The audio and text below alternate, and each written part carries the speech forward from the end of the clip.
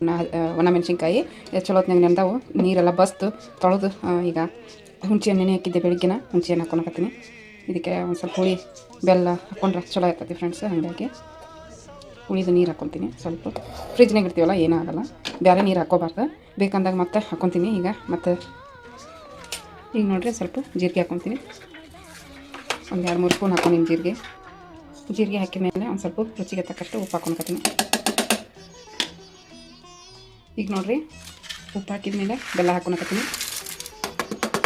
ಬೆಲ್ಲ ಹಾಕಿದ ಮೇಲೆ ಒಂದು ಸ್ವಲ್ಪ ಕರಿಬೇವು ಮತ್ತು ಒಂದು ಸ್ವಲ್ಪ ಕೊತ್ತಂಬರಿ ಹಾಕ್ಕೊಂಡಿನಿ. ಕೊತ್ತಂಬರಿ ಹಾಕಿದ್ರೆ ಘಮ ಅಂತೈತಿ. ಕರಿಬೇವು ಒಂದು ಮುಷ್ಟಿ ಅಷ್ಟು ಹಾಕ್ಕೊಳಕತ್ತೀನಿ. ಇದು ಕೊತ್ತಂಬರಿನ ಒಂದು ಮುಷ್ಟಿ ಹಾಕ್ಕೋಬೋದು, ಚೆನ್ನಾಗಿರ್ತೈತಿ ಹಾಕಿದ್ರೆ.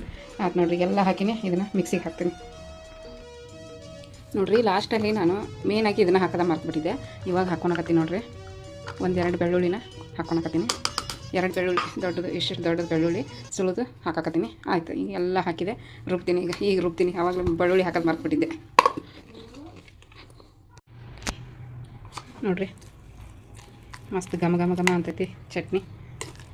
ಚಪಾತಿ, ರೊಟ್ಟಿ, ಆಮೇಲೆ ಅನ್ನ ಹಾಕ್ಕೊಂಡು ತಿನ್ಬೋದು. ಮಸ್ತ್ ಐತಿ, ಘಮ ಅನ್ನಕತ್ತೈತಿ.